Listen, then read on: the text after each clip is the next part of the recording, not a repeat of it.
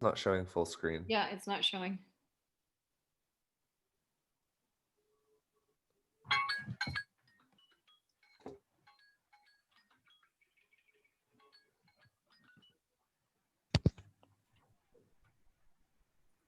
Elizabeth, yeah, I was just going to suggest that you reshare again. Thank you.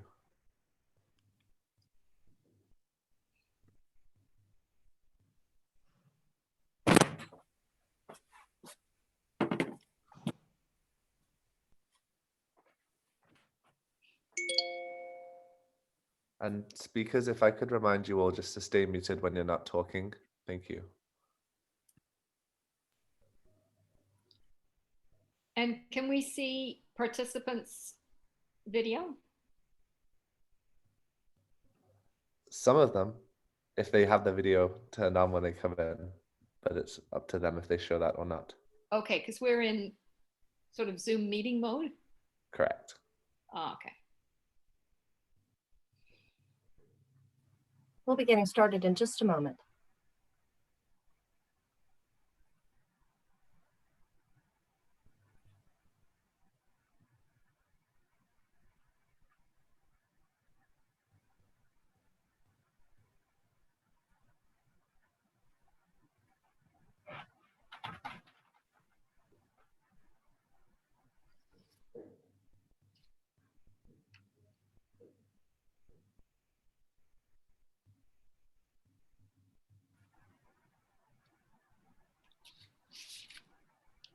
Okay, Elizabeth, should we start? Yes, please. All right. Thanks, everybody. People are piling in. Thanks for joining us. This is, I'm going to just share my screen. This is the session on sanitation, new pathways to action and scale, and you're all very welcome. The reason that we wanted to do this special session on sanitation is that there's a lot of activity around sanitation at this conference traditionally, and I think that this year COVID has shone a spotlight on hand washing and the water that's needed to facilitate it, which is great. But as many of us know, sanitation has been, there's been a lot of work on sanitation ongoing. COVID certainly, we hope, hasn't slowed us down. In fact, I would say that there has been a surge of activity. And one thing that is a definite feature of some of this work is a growing appreciation of the role of the state, of the role of governments, and the key position of sanitation as a public good, and therefore the responsibility, the mandate of government to intervene in terms of supporting sanitation. We see that a lack of leadership and investment causes a huge amount of harm because of the nature of sanitation. That is, even if I have a toilet, if I invest in a toilet, if my neighbor doesn't have a toilet, or if a fecal sludge collector dumps fecal sludge in my backyard, the harm still comes to me. So, as somebody put it once, we all live downstream.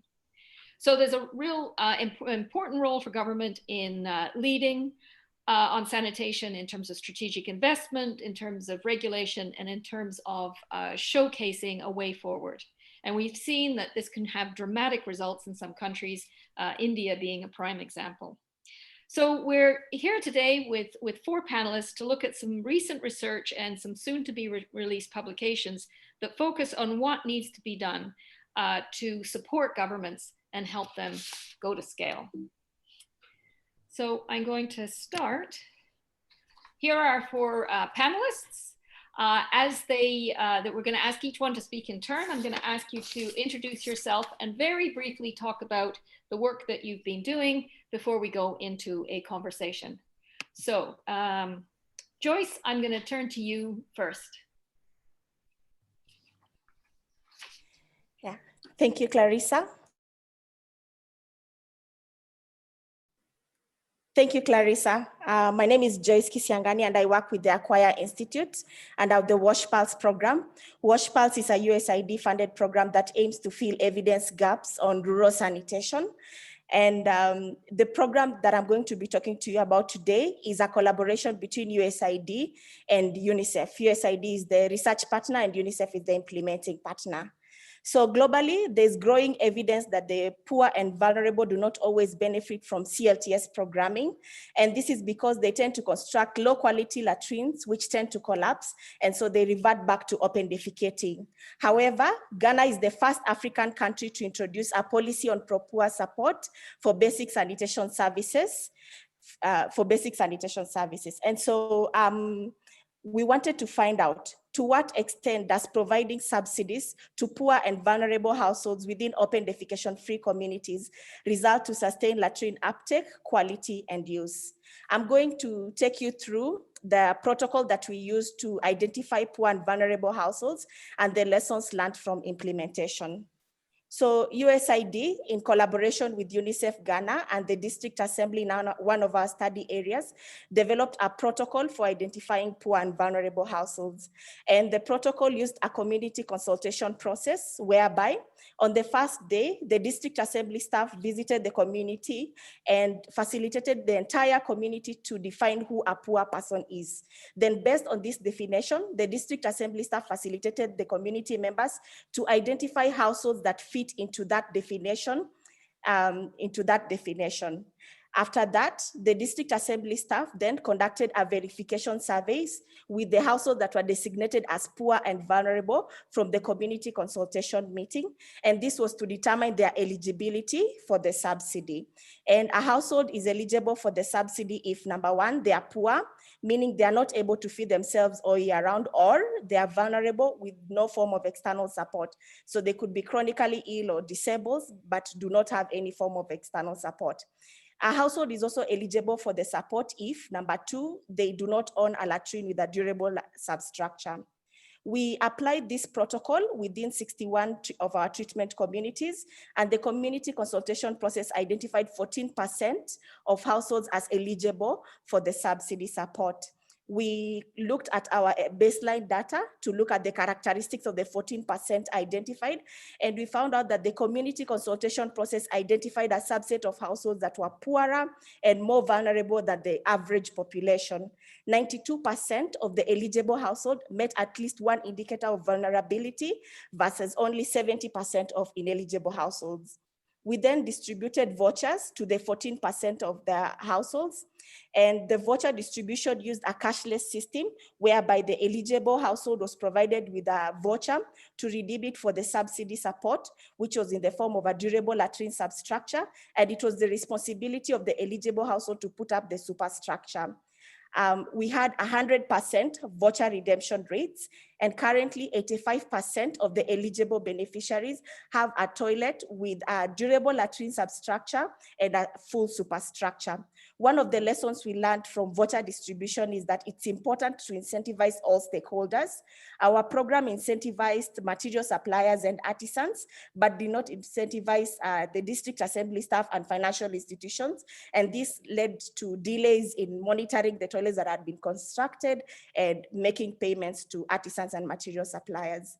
Finally, we examined implementation costs, and we found that these are at par with the subsidy amount. Implementation costs are $89 per beneficiary, while the subsidy was $120 per beneficiary. And so if governments are to implement a subsidy program, they should realize that the cost involved is not only for the subsidy, but also for the implementation. Thank you.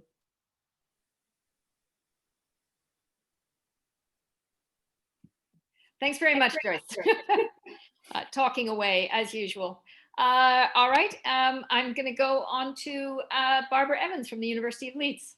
Thanks, Clarissa. So yeah, I'm Barbara Evans, and this is work that's carried out by young researchers in my group and also colleagues in 25 cities around the world. So Joyce talked about what we might think of as implementation research. So the kind of research that helps us to understand how programming is working and what are the best programming approaches. This is just an example of a different type of research that can be very useful for governments. This is almost primary research that tries to establish what urban sanitation in this case really costs. So this is based on a methodology that we've developed to assess the total annual cost liabilities that need to be covered in order to deliver effective sanitation using a whole range of different approaches. So fecal sludge management, container-based sanitation, simplified sewers, conventional sewers, just a whole range. I think what's interesting about this type of research is that on its own, it can't really be used to answer an implementation question. This is the type of research that we can create benchmark data that can enable a local government or a national government to compare and contrast different options. And also, of course, recognizing that it's not just cost that would form the basis for decision making at local government or national government level. So I think what's interesting about this, when you compare it with the research that Joyce is describing, is this is an example of the sort of building block research that we need in order to help us make good decisions. And then what Joyce is describing is the kind of implementation, active monitoring type research that can enable us to work out how well our decisions are playing out in the field. So I'm sure we'll talk in a bit more detail later. I'll leave it there. There is actually some more information about the method from our session yesterday, if anybody's interested. Back to you, Clarissa. Thanks very much. That's terrific. And now we're going to look at two big publications that are coming soon. And I'm going to ask Canisius from AMCOW to talk first about the African Sanitation Policy Guidelines. Over to you. Thank you very much, Clarissa. The publication we are preparing, the African Sanitation Policy Guideline, is actually a document which will build a bridge between science and policy. And it aims at empowering policy makers and strengthening the leadership that they should have in addressing sanitation challenges that we currently have on the African continent. And of course, it exists also in other continents in developing countries. And we hope that we can learn from what will happen once we have published this document and used it to change policies in Africa. All the idea came from first the time it took us, AMCOW, to help some countries change their policies and align them to the requirement of the Sustainable Development Goals, moving from the MDG era policies. The second thing is that when we analyzed 26 policies from 20 different countries, we noticed that the policy they had, first, they were not aligned to SDGs. They were still very much talking to MDG targets. Second, they were not comprehensive. They lacked aspects like, for example, the legal framework, the regulatory framework, the monitoring framework, and were not very well connected to the financing needs that is required to really transform the sanitation in African countries. So we thought that by developing the African Sanitation Policy Guidelines and providing guidance to policymakers in how to transform their policies into really policies which are aligned with the current commitment that we have, and which can be easily transformed into, translated into strategies and plans, and very well budgeted for.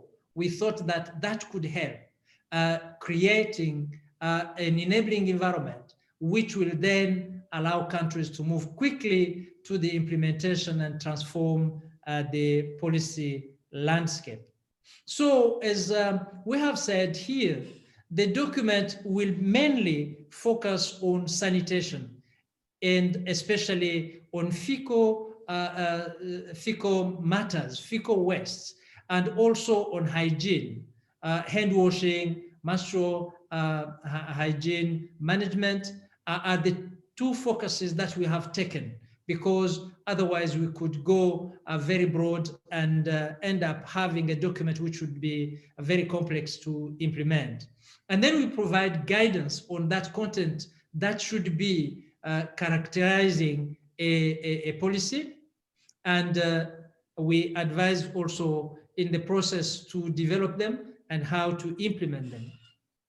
We are targeting first the experts, those who help countries develop policies, the technocrats, but also the ministers. So we are thinking of developing a developed document, a detailed document for that use, but also an abridged version for policymakers who may not have enough time to do that.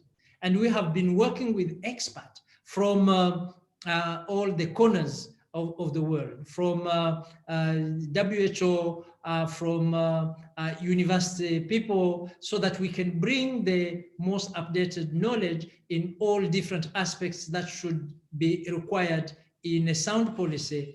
And we worked together in an executive committee, and we brought in a task force which is constituted with people who have worked extensively in the sanitation area in Africa.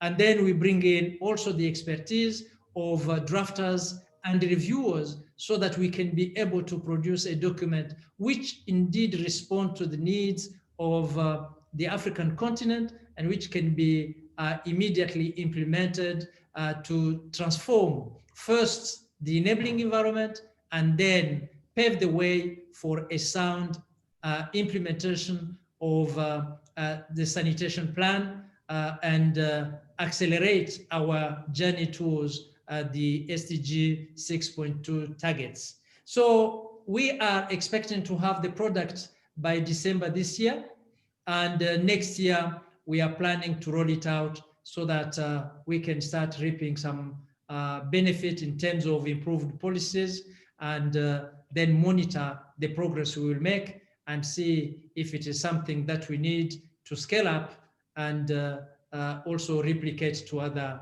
continents and countries across the world. Thank you very much. Okay, thank you very much. And then last but not least, I'll call on Kellyanne Naylor to speak about the upcoming WHO and UNICEF report. Great, thanks so much, Clarissa, and good morning, afternoon, and evening. It's a real pleasure to be here and to share with you a little bit about the upcoming State of the World Sanitation Report that's going to be coming out on World Toilet Day, the 19th of November.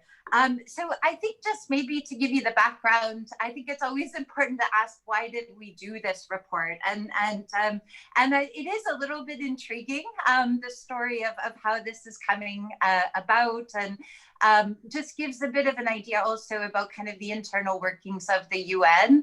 But in May 2019, the UN Secretary General released a report that said on the progress of the SDGs. And in that report, kind of buried in, page 13, it said that SDG 6 is among the most off-track SDG targets. And in order to reach universal basic access to sanitation, efforts will need to be doubled. And when this came out, it was somehow a surprise. And we got a lot of interest and attention from people who hadn't been closely following sanitation to really try to understand how can it be that it's that off track. And so we seized on that opportunity to be able to bring this up to UN member states in the World Toilet Day platform that we have with the permanent mission of Singapore, and convened a meeting of member states around this question. And we sort of pieced together a storyline from JMP, from Glass report, together with the information that had come out on SDG costing. And many of these member states, these are the permanent representatives, the UN ambassadors, really found this to be a compelling story. And coming out of that meeting last year, we had the permanent mission of Singapore, who said, what we really think would help drive the sanitation agenda in the UN would be to have a report that looks at the state of the world sanitation and allows us as member states to make stronger commitments to sanitation as part of our UN commitments on the Sustainable Development Goals. So, of course, I immediately said yes, and then afterwards called Bruce and WHO and checked with them that they were okay that we do this. But that's really how it came about. So this is really something that has come to us as a demand from member states to really understand this story. So just quickly, coming now to the report. As I said, it's called the State of the World Sanitation Report, and it really has been a collaborative effort together, co-led between UNICEF and WHO, but with inputs from the Joint Monitoring Program, from the GLAS. Also, we had UNHCR, UN Water, as well as the update of the SDG costing work that has been done by Guy Hutton. And of course, none of this happens in a vacuum, and it's synchronistic to be following Canisius and the work of AMCOW, because this report is also very much inspired by the work of the African Sanitation Policy Guidelines. So just a few quick highlights from the report. It will both bring together the storyline around the situation of sanitation, the big numbers of people that still lack access to sanitation. It'll bring some new data looking at sanitation in specific groups like refugees. It will look at the dramatic acceleration that's needed and talk about the fact that if we want to achieve safely managed sanitation, we'll have to accelerate by 4 times the current rate of progress.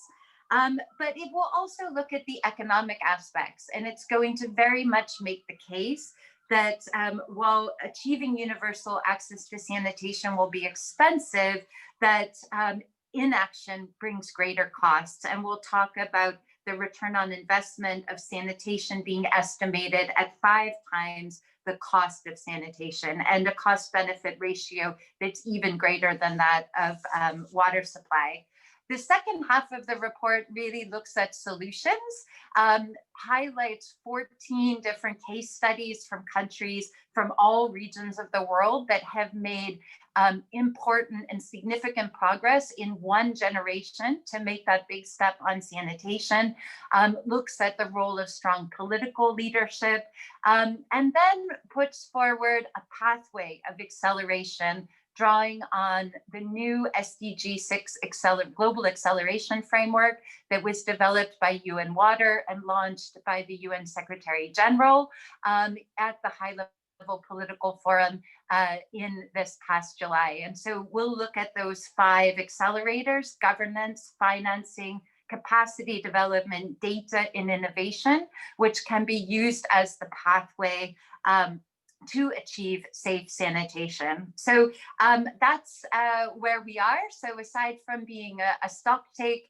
we really hope that this report will also be a springboard for greater action on sanitation across member states and the UN system, as well as a useful guide for practitioners. So thanks very much. And yeah, over.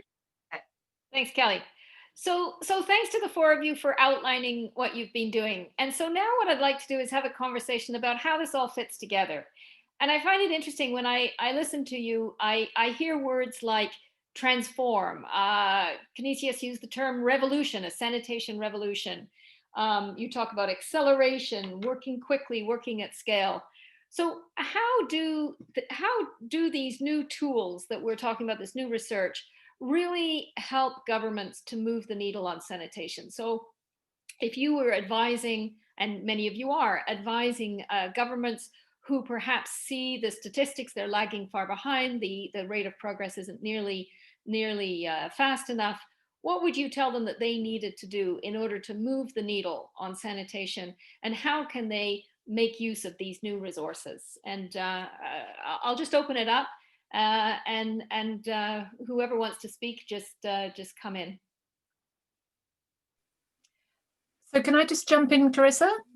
Please do.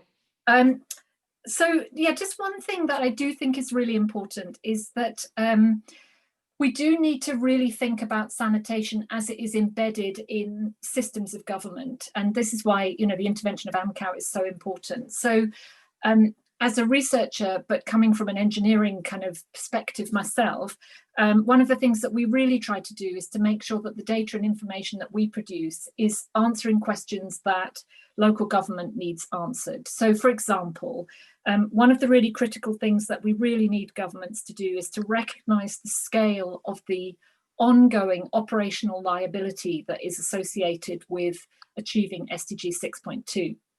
It's not just about building new toilets, it's about having the capacity, both financial and in terms of people and resources, and deploying, you know, everybody you need to deploy, private sector and the public sector, to keep sanitation systems operational. So that's one thing that I do think is really important, is that we need to sort of get out of the mindset of seeing sanitation as a sort of, as a one-off construction business, and see it as an ongoing operational business. I mean, another just little example of that, we've just been doing some work in East Africa looking at the impact of climate change on urban sanitation, and you know, the positive benefits you can get from actively managing your drainage networks to reduce flooding in urban areas, which protects your sanitation infrastructure and reduces the negative health impacts of flood events, is huge. But it's really not been in our mindset to think that the operational budget that pays for drain clearances, for example, on a regular basis, is part of the puzzle of achieving SDG 6.2, but it really is. So I think that's one thing that I do think is really important, and I'm really encouraged by the sort of current focus and shift onto government systems as a cornerstone of how we're going to solve this problem. And particularly, I would say, and if I were, you know, talking to local government, when I'm talking to local and national governments, really trying to get this emphasis onto operational questions is really important, I think. It's not very sexy, I have to say, sorry, you know, it's not like kind of, a lot of that's really kind of boring stuff, but it's really what we need to do. It's good boring stuff. Yeah. Canisius. Yes, I think I will agree with Barbara. And that is one thing we have in our mind when we develop also this policy. We want to have all all those aspects made provision of in this policy, because the enabling environment is seen sometimes very narrowly in some of these policies. And then, of course, we need finance to get the facilities. But not only the finance, we need also human resources, skilled human resources to do the work and do the work properly. And currently, when you look at sub-Saharan Africa specifically, we have a serious problem in putting together and bridging the gap between the required skills and the current status. And that is one of the key issues which make first the construction of those infrastructure very expensive, and then the maintenance almost impossible because people are not skilled enough.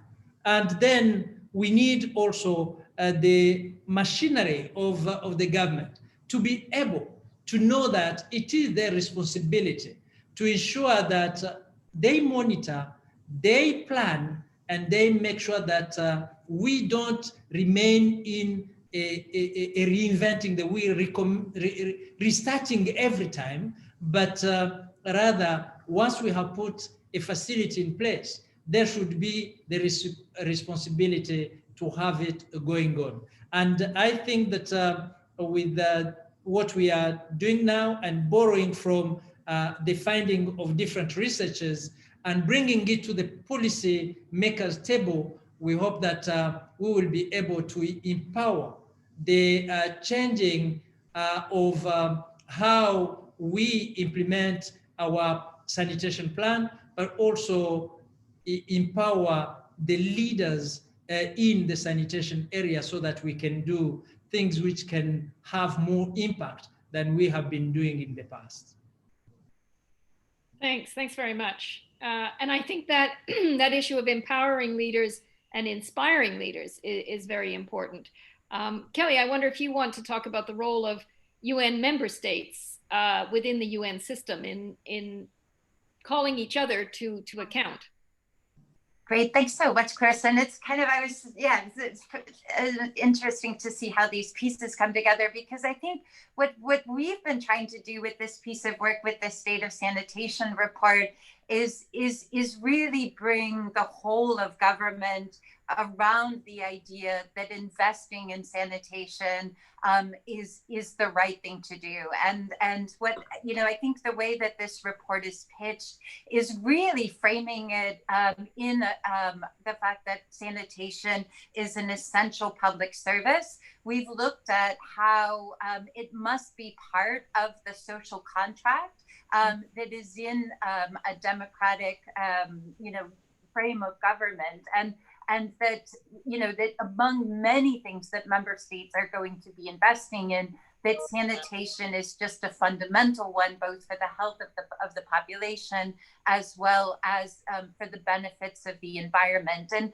so we've really kind of written it to try to attract these decision makers that Dr. Kanangire was referring to, that are needed to be able to bring the necessary commitment and resources to sanitation. And I think when we look at framing it within this new SDG 6 acceleration framework, which has very strong member state support, showing practical solutions that can be done for sanitation across those 5 accelerators, it really should elevate the profile of sanitation being a good investment. And we hope, we know that the UN is going to be organizing 2 major conferences that are going to be coming up in 2021 and 2023. And we hope that this will also be an opportunity to position sanitation strategically in those high-level UN meetings, alongside some of the processes like the World Water Forum and other regional processes that are part of the ASPG process of getting sanitation commitments in the African Union. So it's really part of trying to position the issue of sanitation as a fundamental role and responsibility of governments. And I think that's something that we really try to communicate in the report, with a lot of data and evidence that's been generated by all of you to reach that argument to non-sanitation decision makers. Thanks. And I was hoping there's a question about investment, and I'll come to that in a minute. But I wanted to turn to Joyce, and we've talked about government, and I think you mentioned in particular local government. I think Barbara also mentioned local government, and so how, in your experience, how do we make sure that local government is also part of this this massive effort? Thanks, Clarissa. In my perspective, like for what we did with the program, is that we involved the government from the beginning of the program to the end, in that even when we were developing the protocol for identifying the poor and vulnerable, we involved them in that, in making that protocol. And so I think it's very important that we involve government in the local government, the district assembly staffs, in whatever things we are making, policies we are developing, or during the program. So one of the things that we found out from our program is that like I mentioned, the cost of implementing a subsidy is at par with the cost of the subsidy itself. And there are opportunities to reduce this cost if you're involving the local government, if the local governments are the ones that are implementing such programs, if the local governments are the ones that are contributing to coming up with these policies. And so we found out that if you involve the local government, this direct implementation cost will go lower than if you were having an implementation organization from outside just coming in and doing the implementation. Okay, great, thanks. I'd like to turn to a question about investment. There's a question in the chat about whether globally levels of investment in sanitation from external sources, that is from donors, have been going down, or whether they've been staying the same or even going up. But I'd like to broaden that question and just talk about investment in general. and you know, just talk about where are the massive amounts of money required to move the needle on sanitation going to come from, and how does the work that you've been doing, all of you, help to perhaps change some of our thinking about how sanitation is funded? Anybody brave enough to go first on that one? So I'm just going to jump in on one point. I mean, yes, these are big numbers. Or are they big numbers? So, you know, I've just started the new academic year, and one of the exercises that we do every year with our students is we get them to estimate, you know, the investment shortfall in sanitation globally, the annual liability that is associated for government operation and maintenance, and then we compare it with what else. So it turns out, you know, we need less money than the world spends every year on chocolate. We need like orders of magnitude less money than we're spending on guns and bombs. So, you know, is it a big number? Are we making a real mistake here to keep going on and on about this? This is a small number for fundamental health and dignity, you know, and I think that's one of the things we've got to get smarter at pitching that. This is core local government business. You know, it's as important as, you know, surfacing the roads, cleaning the drains. We know governments don't always do that. I think there is a real question about, you know, political positioning in terms of, you know, are we articulating clearly enough what public sector responsibilities are for these basic services? And there's, you know, there are really difficult political decisions to make. I think the second thing that we need to be very clear about is understanding what the total amount of money is different from saying where all of the money has to be channeled. So the ways we can channel that money are diverse. So we're talking a lot about local government. That doesn't mean that the private sector can't be involved. My own opinion is the money will always come from the state. But, you know, we can use intermediaries, we can use small entrepreneurs, we can use all sorts of people to help us to drive the system as efficiently as we can. And I noticed there's a question from John Sauer in the chat, which is about the role of the consumer. So I think that's the other thing we have to get really smart at, is we need people to be demanding good quality sanitation that meets their requirements. And it's almost like a chicken and egg thing. We need to offer services that people want so that there is, you know, demand for well-managed, well-maintained services. And that's the kind of thing that local government will respond to quite well. So to me, I feel like we pitch the story a bit the wrong way around when we focus on the massive need for investment. And I think that's partly because a lot of the dialogue has been driven from the international development perspective historically. But if we see this as a conversation about what do governments want to do in terms of supporting their people, you know, the citizens of their countries, it's not a huge amount of money. And I do think that that's a really important point to keep, you know, pushing home. This is not big money. This is just fundamental foundational money for good governance, I would argue. On which there is a huge return. A massive return. I mean, you know, in urban sanitation, you can deliver really good sanitation, you know, really good high quality sanitation for around about $500 per household per year. You know, that is not a big amount of money from a sort of government perspective. So yeah, I really think that's quite an important point we need to push. Yeah. And yeah, Canisius? Yeah, go ahead. Yeah, I wanted to say that first of all, the sanitation state in Africa, for example, for us who are here, will not change only with donor support. It can't be enough to solve the problem. Mm-hmm. So we have been discussing with our ministers in charge of water and sanitation and showing them that we need adequate, somehow increased investment from our countries and a sustained effort, not that you put some money today, next year you don't put, and then it becomes something like that. This is one first thing. To allow space for all the players to play a certain role. Because as you said, Barbara, we have entrepreneurs who can take some roles. And I know one country here in Africa where small business people asked if they could even contribute money to build a treatment plant. And it was not allowed because it is not in the policy. They say infrastructure should be constructed by the government. And yet they didn't provide money for that. So we need to work with our ministers again to that. I want to continue by saying that COVID-19 provided us a space for more coordination, even at high level, at the level of ministers, and more discussion on what do we need to do as government to solve all these issues and make our continent more resilient to this type of disasters. And I think we are building progressively the understanding that we need to do more than we have been doing for a number of years. The fourth thing is that we are preparing now with, in collaboration with SWA, a finance ministers meeting where we want to emphasize that call for more investment in this area.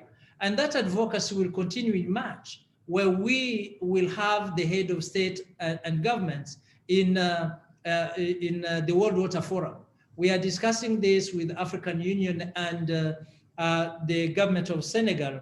And we hope that by putting on the table those data that are available and showing that investment in sanitation actually brings benefit and allows more development at country level, we hope that the head of state will give us a certain push, which will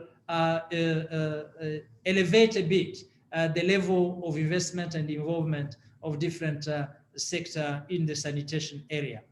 But I will conclude by saying that, yes, I agree with you that certainly the money required in sanitation is less that we invest in other areas, like, for example, weapons and everything.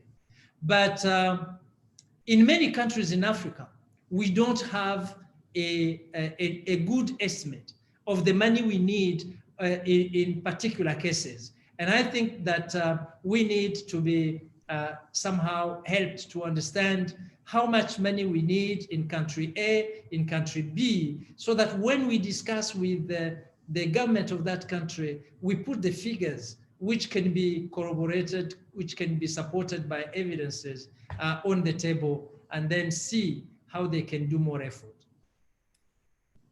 Thanks. And just to follow up on that, do you think that one of the things that we are able to do is to show that households will invest in sanitation if they have good ways to do it, and if they get, you know, what I can only call a sort of bang for their buck in terms of what's available on the sanitation market for them to buy, and also if there are targeted subsidies to help them. So can any of you speak to that, about the role of households in it? Because we know, and perhaps Kelly can speak to this, that the data show us that households are the biggest investor in sanitation.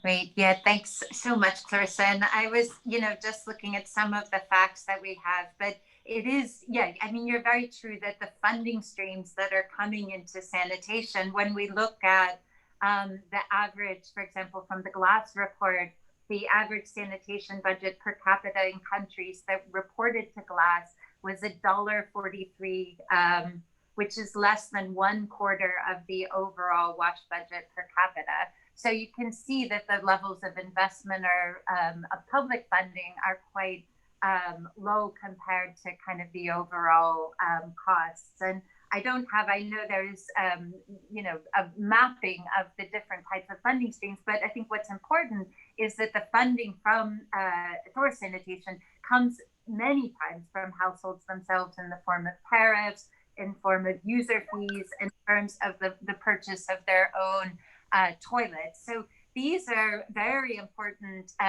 sources of funding, but they need to be better leveraged with the public funding that is coming in, Clarissa, as you're mentioning, and also very much at looking at how do we address the equity gaps. And I think that's where we're still facing this issue of fragmentation around the different parts of the sanitation management chain. That different services are being provided by households, by private sector, through public funding, and how do we bring that all together into a more efficient and coordinated approach so that we can both, I think, optimize the funding that is going in, but also attract new sources of funding and new types of partnerships with public-private partnerships. So I think these are going to be some of the tools that we need to have in our toolbox really going forward with this more transformative approach. But of course, building on the experiences and learning that we have from a number of different contexts.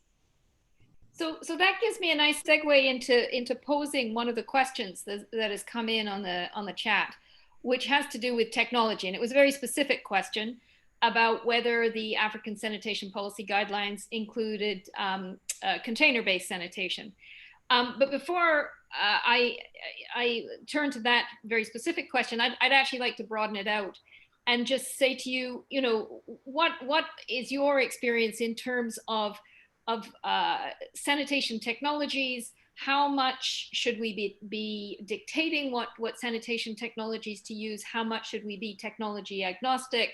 And how do we help governments, as Kelly has said, sort of helping governments not only map out where the money is going to come from, but also to have some sort of plan in terms of what levels of service are going to be and what kinds of technologies they should consider, given that this has changed. I mean, just in the time that I've been in the sector, there's been a huge change in terms of what kind of sanitation technologies are available.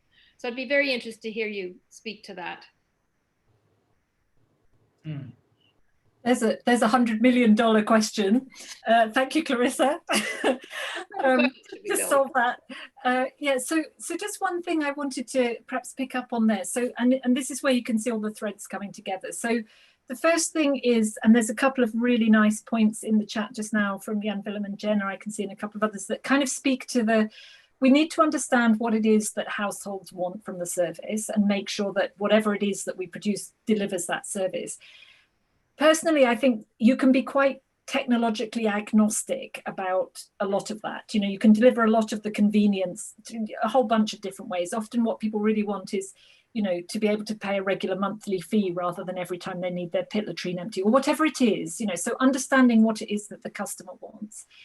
I think we also have to really think hard about the fact that Africa is urbanizing very fast. And there are lots of places in Africa which are currently rural, or at least nominally rural, but which don't look like rural Africa used to look. And certainly in the lifetime of young people attending this conference, the shape of the demographics of Africa are going to be transformed. So the other thing I would say is we do need to be thinking about a rather old-fashioned idea, actually, which is that we need to think about how sort of spinal parts of the sanitation system can be set up to enable lots of innovation and local services that respond to kind of demand from customers. And we've got an opportunity in Africa to get this right. If we get it wrong, we're going to be sort of locked in with a lot of fast-growing, densifying urban places where we can't put in optimal sanitation systems. So I think that's there's a lot of intersection here. And I noticed there's another point in the chat about, can I just say, by the way, I always feel chat is a rather sort of derogatory term. These are unbelievably important, serious points being made here. It's not just chat.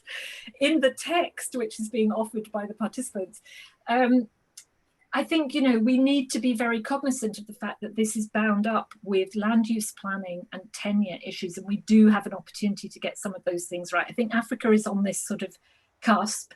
It's been on the cusp for a long time. It's really right now in this very dynamic process. And we do need to see sanitation within that context. The last thing I wanted to say is a question really about how this all fits together. So a lot of people have talked about, alternative, innovative financing mechanisms. One of the big constraints I think we have is that a lot of the innovation on the financial side and on the technology side is really focused on still what we might think of as the capital end of the business. It's either innovation in terms of capital financing or it's innovation in terms of the sort of hardware. What we've seen less of is innovative operational financing models, for example. So, when I was still at the World Bank, we had a lot of trouble getting the Global Partnership for Output-Based Aid to think about output-based operational subsidies as an example. Now, I'm not saying that that's a total solution, but one of my big mantras is I don't think it's really so much about innovating the bits of kit. There's lots of cool new kit and that's great. I think what we've got to get smarter at is innovating the way we deliver the service, which is what people actually want. They want their toilets to always be clean. They want their neighborhoods to be clean. People will pay for that. It's really worth a lot to people, but we don't really focus on that part of the business. I'm not sure I've answered your question. It was too big a question. Sorry. It was too big a question, but I think you've raised some interesting points. I think especially the point about land use and planning and tenure. And I see that Jan Willem has posted an interesting point about having good sanitation increases your property value, quite apart from the benefits that it brings to you as an individual having sanitation. Canisius, can I ask you just to answer the very specific question about whether container-based sanitation is included in the guidelines, and if so, why? Yeah, very good. I think we have not chosen to really provide details and a sort of instruction on which type of technology we should be taking, because technology changes somehow quickly, and the guidelines, we want them to be guiding for a decade or more than a decade. So this is one.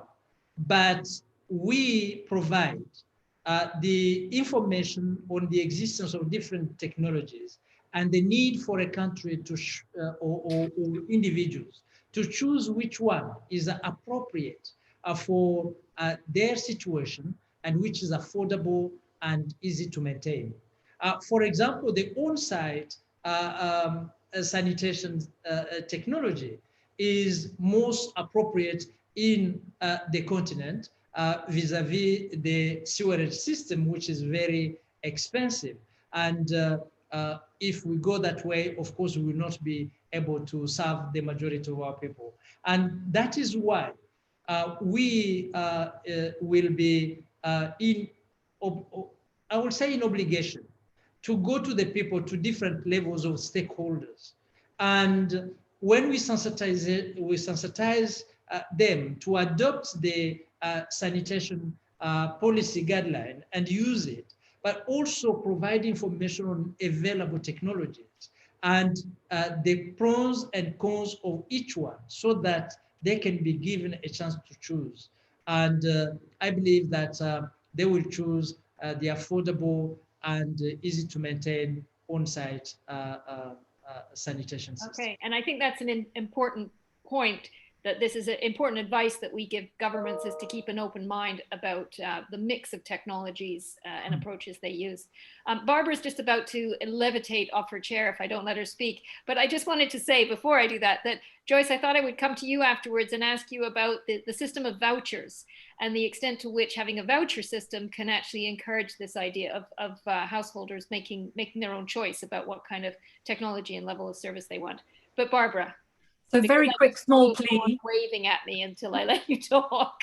Very quick, small plea. Forever, we have said on-site sanitation is cheap and sewers are expensive. That's not, in my opinion, with due respect to everybody, a very helpful comparison. Sewers are sometimes cheaper than on-site sanitation, depends on a whole bunch of factors. But if you also take into account the wear and tear on your roads of having trucks of very watery fecal sludge being driven around, and if you take into account the vulnerability of an on-site sanitation system, if your city is very prone to flooding, if your drainage networks are not in good nick, there are situations where sewers can be a very good option. And the operational liabilities in our numbers, operational liabilities of sewerage are comparable and often less than for FSM. Now, I'm not a big sewer fan. I'm not a big FSM fan. I'm not pro anything. My point is just that I think we need to be very open about what each different type of sanitation gets us. And I would just implore people to stop saying on-site is cheap or low cost and sewers are expensive. It's a lot more complicated than that. And I think if we can get beyond that, we can have much more useful conversations about optimal systems for different types of places. I really will be quiet now. Thanks for that. And I think part of it, that is developing the tools that governments then can use to be able to make those decisions. But Joyce, let me come to you with my question about using vouchers. Mm-hmm. Yeah, so what we did differently for our program is that we had a guiding principle that allowed our beneficiaries, our eligible beneficiaries, to choose the toilet type that they want. So our voucher method used provided 3 latrine options that the beneficiaries could choose. But across board, we found that there was not very much difference on the numbers of the toilet type that the beneficiary chose. But I think it also promoted the usage of the toilet that they chose by having the freedom to choose the toilet that they wanted.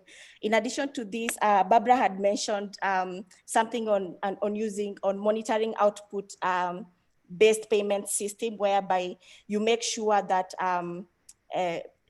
somebody is paid, somebody completes the job before they are paid.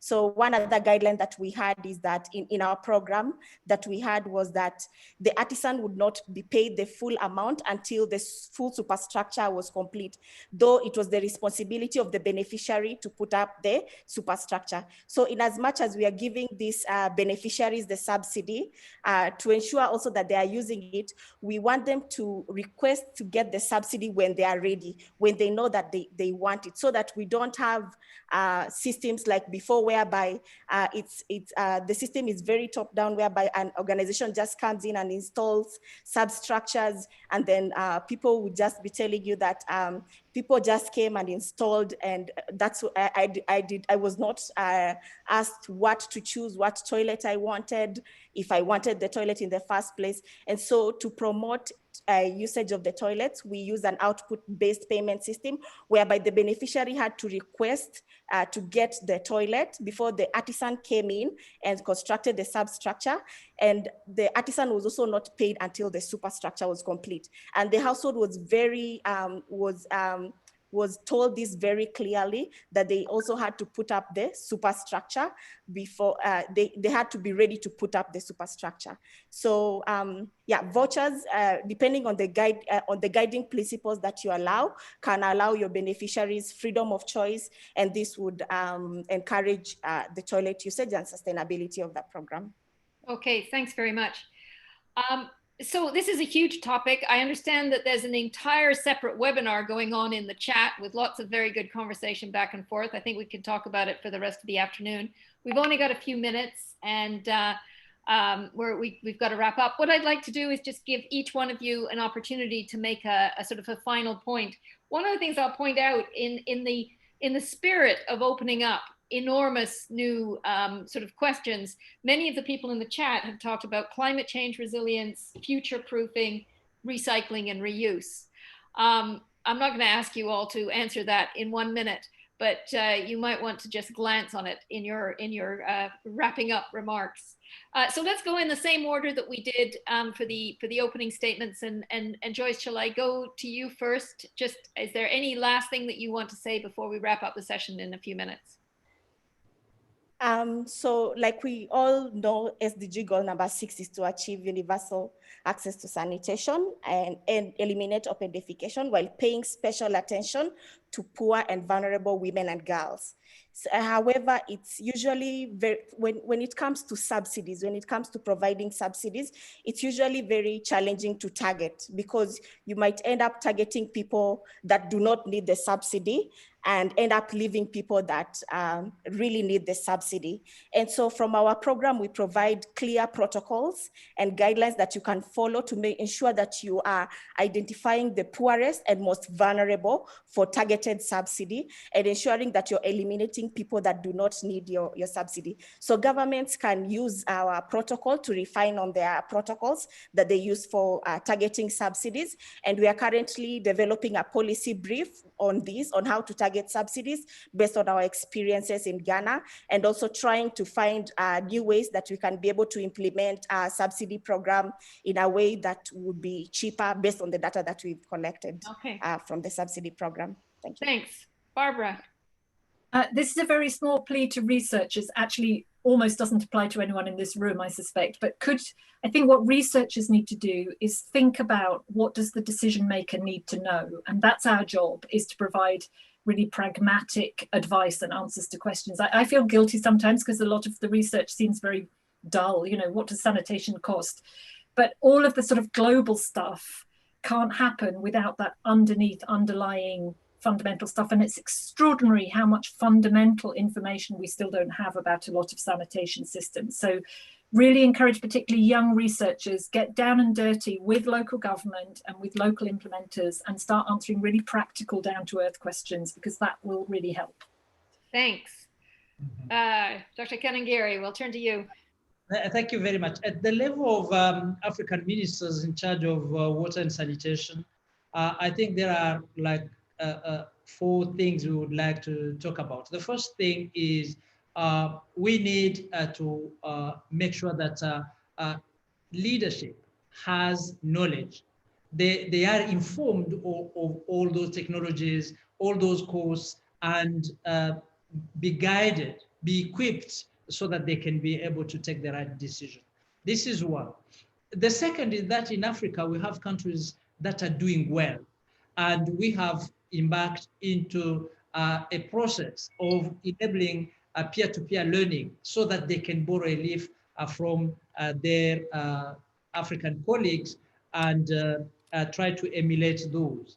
Third, we need to work very in a dedicated way on behavior change at all levels, including starting with the grassroots, where they need to work really to end open defecation, but also at the leadership level, so that they can understand that they have a role to instill the right behavior and also to make the right investment. And lastly, we need a strong leadership to steer the ship to the right direction. Otherwise, a policy, however improved it can be, may not change anything if you don't have a leadership to put all the pieces together. That is why we are investing much in advocacy at all those levels. Thanks very much. And finally, Kelly. Great, thanks so much. And yeah, I think just building on what others have said and coming back to the report, it's called The State of the World Sanitation, an urgent call to transform sanitation for better health, environments, economies, and societies. And I think coming back to this, it is these pieces, it is this data, it is this evidence that helps us to be able to bring these arguments and these positioning of sanitation as a current issue that needs to be addressed. And I think just a perspective is that 5 years have passed very quickly. On the first 5 years of the SDGs, we have now the Decade of Action for 10 more years ahead. So I think, yes, we, in some ways as practitioners, we know what we need to do, and now we need to get this support and political commitment and resources behind us to be able to do it. And I think overall, use this to really make the pitch that sanitation is something where we could make this big leap within one generation to have a much better sanitation situation than we do today for future generations. Thanks. Thank you very much. And on that inspiring note, I will say thank you to all of our participants. Excellent interaction between the panelists, wonderful interaction in the chat. And thank you so much. Thank you very much, Clarissa. All right. Bye-bye, everybody. Yeah, bye. Thanks, Clarissa. Yeah, thank you. Hey, Kelly. Yeah, hi, Dr. K. Great to see you again. Yeah. Okay. I don't want to interrupt this great, conversation by turning off the meeting. Yeah. Bye.